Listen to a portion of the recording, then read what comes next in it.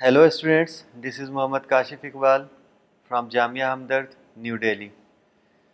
Today we will discuss about the fundamental of absorption, and this fundamental of absorption is the one of the important topic under the biopharmaceutics and pharmacokinetics. Under this fundamental of absorption, we will discuss different learning objectives such as introduction, mechanism of drug absorption, the structure of cell membrane, absorption path that dominates drug absorption, post-absorption processes, and finally we will discuss about the summary of this topic. Students, now we start our topic with the introduction. The process by which a compound penetrates one or more biological membranes to gain entry into the body is called as absorption. There are different routes of administration like oral, transdermal, rectal, intramuscular, subcutaneous, nasal, inhalation, etc. are used for administration of active ingredient inside the body. For a drug to be absorbed, it needs to cross biological barrier to reach the general circulation and or elicit a pharmacological response.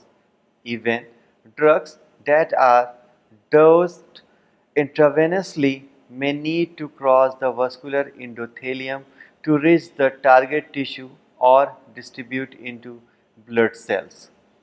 Often, multiple membranes are encountered as drug traverses through the absorptive layer and diffuses into the blood stream. Transport across these membranes is a complex process impacted by ionization equilibria, partitioning into and diffusing across a lipophilic membrane and having potential interaction with transporter system, that is influx and or efflux. The therapeutic or pharmacological activity of a systemically administered drug is a function of its intrinsic activity and of the concentration profile that is achieved in the circulation. The intensity and duration of activity depends on the drug concentration profile. The onset of drug action depends on the rate of drug absorption, like in case of intravenously injection. Immediate and usually maximal pharmacological effect is seen, whereas slow onset is seen when a drug is given by the oral route. The intensity of pharmacological effect is normally a function of the concentration of drug achieved in the circulation. Actual pharmacokinetic and pharmacodynamics relationship are often complex, but it is reasonable to generalize that higher circulating drug concentration yield greater effect. The level of circulating drug that is achieved depends on dose, absorption efficiency, metabolism, distribution, and also clearance. The major factor affecting drug distribution volume is its lipophilicity. As lipophilicity increases, so does the ability of the drug to cross biological membranes and move into extravascular environments, particularly into fatty tissue and the central nervous system. Another factor affecting drug distribution is binding of the drugs with the various components of the body and in particular with the plasma proteins. Binding of drugs to plasma protein is dynamic and reversible. Any drug that is bound at a particular time is necessarily confined to the plasma volume and thus cannot participate in extravascular distribution. The last factor which affects the circulating drug levels is clearance. The faster the drug clearance from the circulation due to short half-life or due to rapid and extensive metabolism, lower circulating level is seen. High circulating levels of active drug are seen for those drugs which have low clearance rate. There are a number of factors affecting absorption of drug, like the physicochemical properties of drug, the biological factors, and the factors relating to the formulation development. Students, now we discuss about the different mechanism of drug absorption. Drugs administered by oral route must pass through a number of membranes in order to be absorbed into the systemic circulation. Therefore, it is important to know about the cell membrane. Students, now we will discuss about the brief introduction of cell membrane. The primary structure of the cell membrane is shown in figure. The cell membrane appears to be perforated by water-filled pores of various size, varying from about 4 to 10 Armstrong, most of which are about 7 Armstrong. Probably all major ion water-filled channels penetrate the large proteins assemblies that traverse the membrane. Through these pores pass inorganic ions and small organic molecules. Among the common inorganic ions, because sodium ions are more hydrated than potassium and chloride ions, they are larger and do not pass as freely through the pores as do potassium and chloride. Ion or ion plus water movement can be by diffusion down a chemical concentration gradient.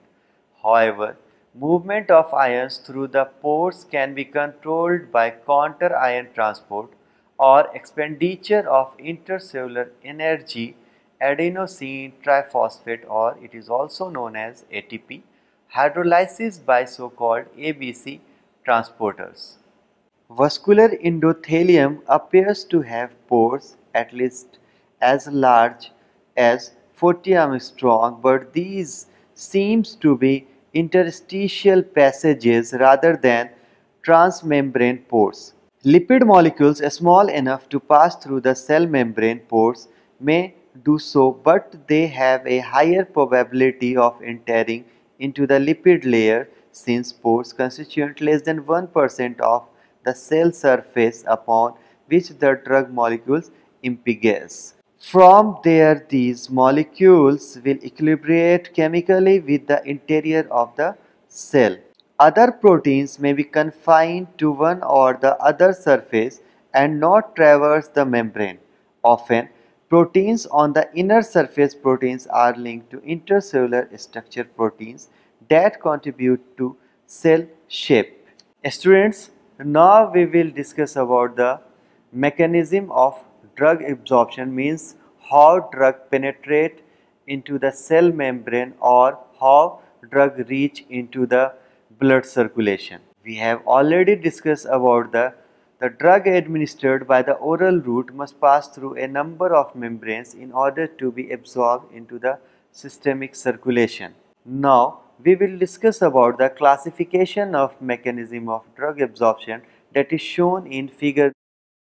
The mechanism of drug absorption is generally categorized into the three categories, that is transcellular or intracellular transport, second paracellular or intercellular transport, and third one is the vesicular or corpuscular transporter, or it is also known as endocytosis. The transcellular or intracellular transport system is further categorized into the two categories as passive transport and active transport. There are different examples of passive transport as passive diffusion, port transport, ion pair transport, facilitated or carrier mediated. And examples of active transport is primary active transport and secondary active transport. Same, the vesicular or endocytosis is further categorized into the two categories as examples pinocytosis and phagocytosis. Students, now we discuss about the transcellular or intracellular transport system. This type of transport mechanism involves passage of drugs across the GI epithelium and is considered as the most common pathway for the drug transport. It involves three steps. First, passing through the GI epithelial cell membrane, and this GI epithelial cell membrane is a lipoidal membrane which is considered as the crucial barrier for drug absorption.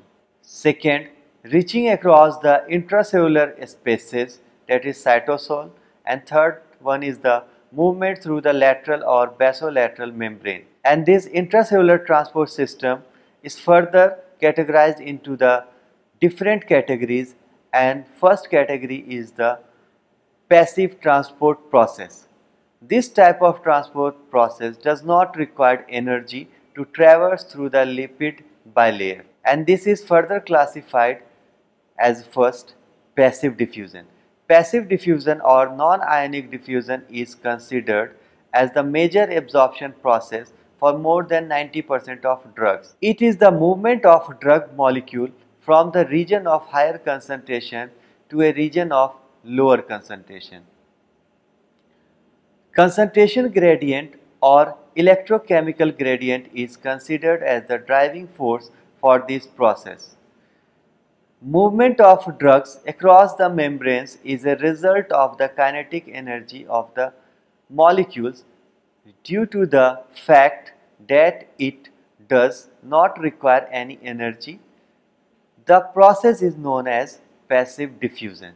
Students, passive diffusion is expressed by Fick's law of diffusion, which states that the drug molecules diffuse from a region of higher concentration to lower concentration until equilibrium is attained, and rate of diffusion is directly proportional to the concentration gradient across the membrane. The mathematically expressed by the following equation shown in a screen, where dq upon dt represents the rate of drug diffusion, that is amount upon time, and it also shows the rate of appearance of the drug in blood. D represents the diffusion coefficient of the drug through the membrane, area upon time. A represents the surface area of absorbing membrane for diffusion of drug, that is area.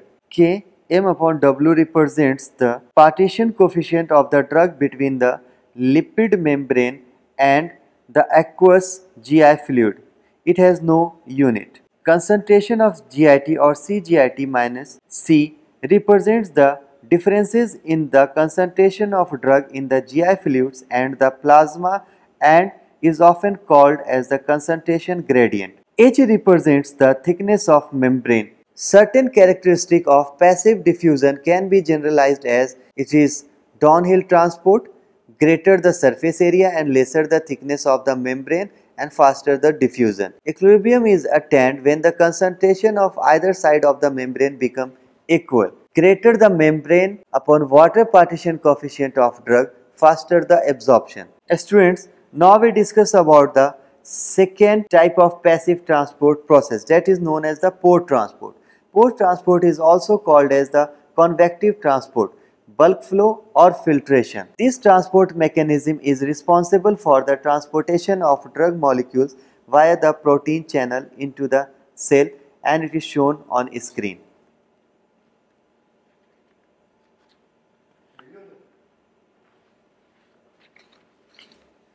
In the port transport system, the hydrostatic pressure or the osmotic difference across the membrane constitutes the driving force, such that the small solid molecules are transported along with the bulk flow of water through aqueous channels. This water flux is known as solvent drag. For absorption of molecules having low molecular weight less than 100 Daltons, low molecular size, that is smaller than pore diameter, and water soluble drugs, this process of absorption is important. A certain type of protein called transport protein may form an open channel across the lipid membrane of the cell. Very small molecules such as urea, water and sugars are able to rapidly cross the cell membrane through these pores. The rate of absorption via pore transport depends upon the number and size of pores, and the equation is shown on screen, where dC upon dt equal to rate of the absorption, n equal to number of pores, r equal to radius of pores, delta C equal to concentration gradient, eta equal to viscosity of fluid in the pores.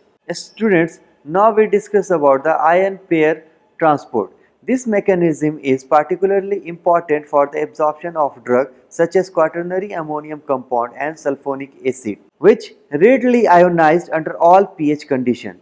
These compounds have low in water partition coefficient values, yet they are able to penetrate into membrane by making reversible neutral complexes with endogenous ions of GIT like mucins. They form neutral complexes which have both suitable aqueous solubility as well as lipophilicity for passive diffusion. Very common example is propanol, a basic drug which forms an ion pair with oleic acid and is absorbed by the above stated mechanism. Students, now we discuss about the facilitated or carrier mediated transport. The presence of some specialized transport mechanism is suggested by the fact that some polar drugs traverse the cell membrane more easily than anticipated from their concentration gradient and partition coefficient values, and the mechanism of facilitated transport system is shown on screen as figure. This mechanism involves a membrane component called as carrier which binds to the solute molecules reversibly or non-covalently. This complex crosses the membrane and then dissociates to release the solute molecule to other side of membrane. Carrier is then returned to the initial position across the membrane to start the cycle again. Facilitated diffusion is a simple carrier-mediated transport mechanism. The main feature of this transport system is that transport occurs along the concentration gradient. No energy expenditure is involved because driving force is concentration gradient. This process is known as downhill transport process. The transport is saturable and competition occurs between isomers. Facilitated diffusion has been used to explain cellular uptake of sugars and amino acids. A drug carrier is required but no energy is necessary. For example, vitamin B12 transport. An intrinsic factor, also known as IF, a glycoprotein produced by the gastric parietal cells, forms a complex with vitamin B12 which is then transported across the intestinal membrane by a carrier system. Carrier proteins are composed of an uncharged nonpolar outer surface which helps in the movement of the across the lipid membrane. The carrier proteins are not partial for any direction such that they work with the same efficiency on both the sides. This transport system works on a lock and key mechanism as the protein are structure specific. As the process is structure specific, some false nutrients having the similar structure to that of the drug can also be transported. As there are limited site on the carrier protein, so they are subjected to competition between the different agents having similar structure. This process is also capacity limited since the number of carrier is limited. The system gets saturated at higher drug concentration. Mixed order kinetic, also called as the Michaelis-Menten saturation or linear kinetic, is used to describe the capacity limited process. It follows a first order kinetic at subsaturation drug concentration and then follows a zero order at and above saturation levels. Student, now we discuss about the active transport processes. Active transport processes is a transport process in which materials are transported against the concentration gradient, that is, from a region of lower concentration to higher concentration, just reverse to passive transport. It is also known as uphill transport. It uses energy from ATP to pull molecules from extracellular to intracellular sites. It is site-specific transport, that is, it is not present throughout the GIT. A few lipid-insoluble drugs, for example, 5-fluorouracil, that is anti-cancer drug that resemble natural physiologic metabolites, for example, glucose, amino acids, are absorbed from the GIT by this process. The carrier molecules may be highly selective for the drug molecule, therefore, drugs of similar structure may compete for sites of adsorption on the carrier.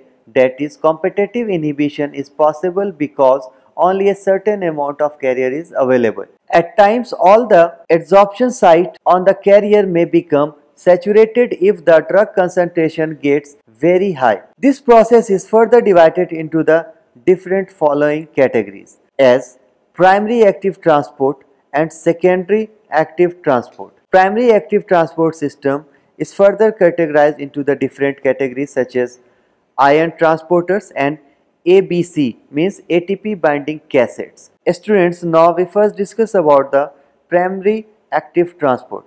This process involves direct requirement of the ATP molecules. The process is unipolar, that is, the process involves transfer of only one ions or molecules and is unidirectional. Carrier proteins which are involved in primary transport are further classified into the different categories as ion transporters. Students, now we first discuss about the ion transporters. As the name suggests, this process involves the transfer of ions across the cell membrane.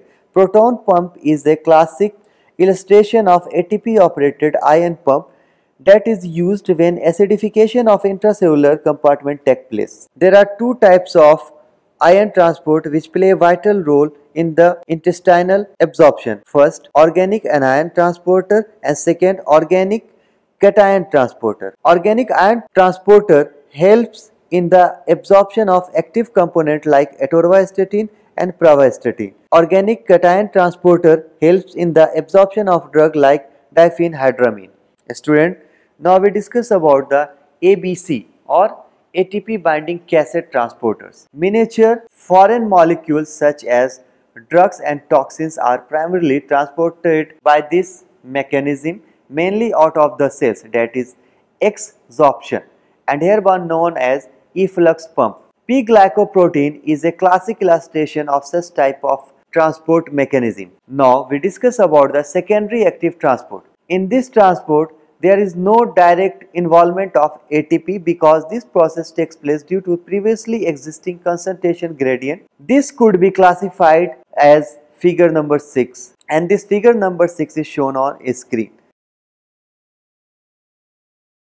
Secondary active transport is further categorized into the two categories. This is known as symport and antiport. Student, first we discuss about the symport or co-transport. This process employs the movement of both the molecules in the equal direction. For example, sodium ion glucose symporter needs the potential energy of sodium concentration gradient to transport glucose against its concentration gradient. Student, now we discuss about the antiport, means counter transport. This process involves the movement of molecules in the adverse direction. For example, hydrogen ions are thrown out using the sodium ion gradient in the kidneys. Students, now we discuss about the paracellular or intracellular transport.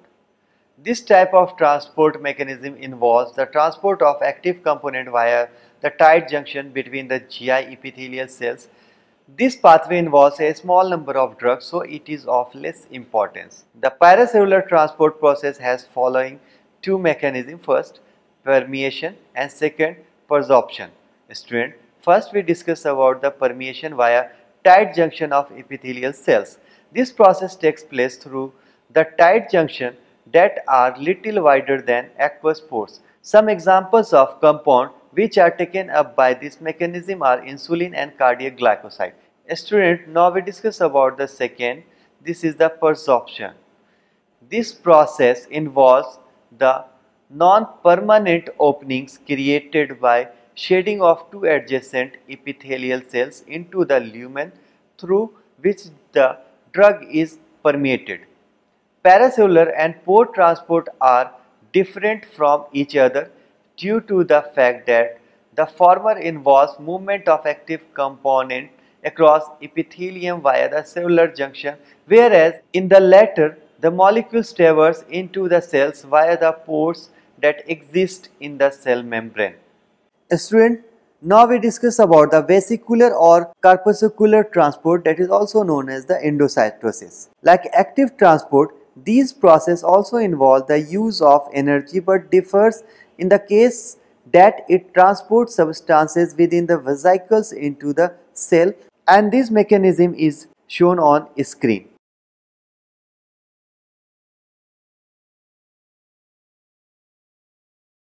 The process can also be classified as transcellular since the mechanism involves transport across the cell membrane.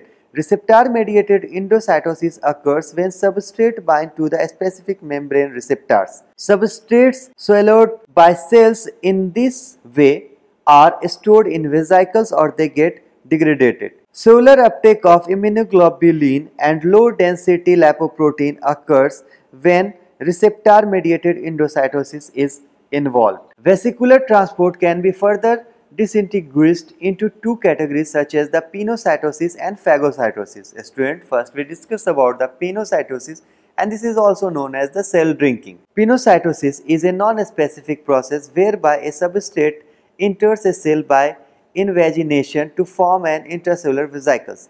Phagocytosis or cell eating. In phagocytosis, absorptive uptake of solid substances takes place. This process is accountable for the cellular uptake of macromolecular nutrients such as fats, vitamins, for example, vitamin A, D, E and K, starch and drugs, for example, insulin. Students, now we discuss next learning objective as absorption path that dominates drug absorption. There may be a number of mechanisms involved in the absorption of drug molecules from one region to another. The fastest route dominates the absorption of a particular compound. Mostly, passive diffusion is the main mechanism for absorption of many lipophilic compounds, whereas the carrier-mediated process governs the absorption of transporter substrate. In some cases, the paracellular junction is the route for the absorption of few small hydrophilic compounds with molecular weight less than 300 Daltons. Students, now we discuss about the post-absorption processes. After complete absorption of drug, it moves into the various processes such as drug distribution, protein binding, biotransformation and excretion. Students, classification of post-absorption processes is shown on screen.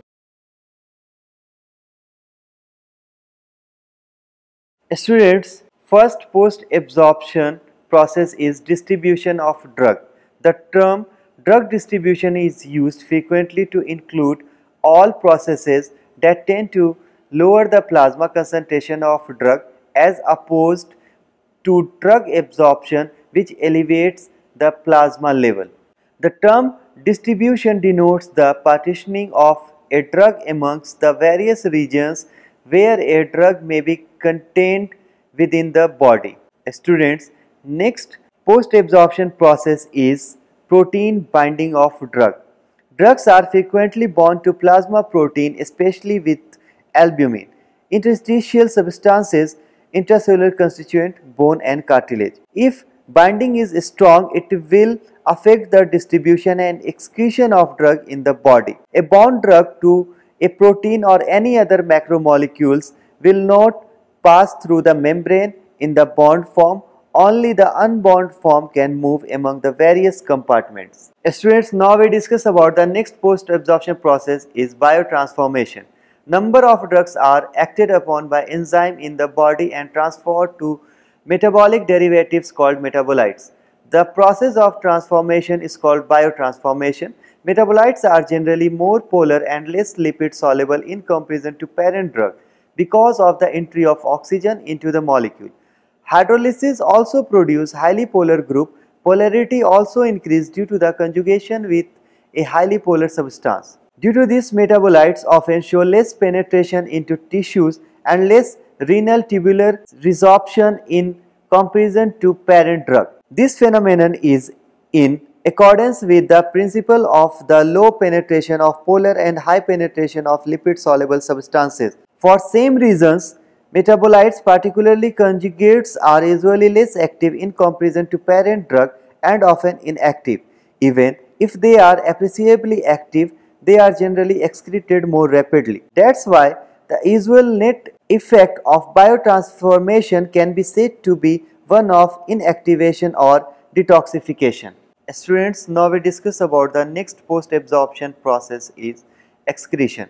Kidney is the primary organ for excretion. Few drugs are excreted in bile, sweat, saliva or gastric juice or from the lungs. However, many lipophilic substances are reabsorbed after they are filtered through the glomerulus and thus come back into the bloodstream.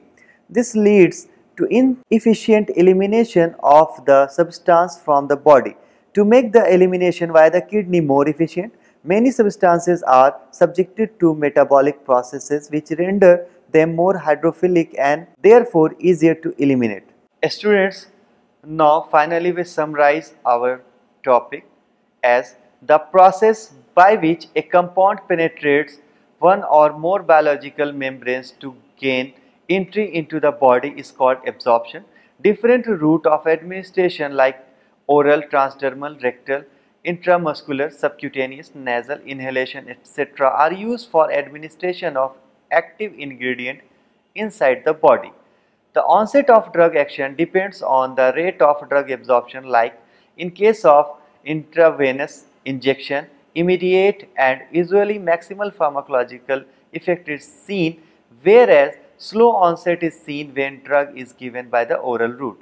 There are number of factors affecting absorption of drug, like the physicochemical properties of the drug, the biological factor and the factor related to the formulation development. Students, there are different mechanisms of absorption happened in GI tract, such as passive transport, active transport, port transport and endocytosis, etc. After complete absorption of drug, they move into the various processes such as drug distribution, protein binding, biotransformation of drug and excretion. Thank you.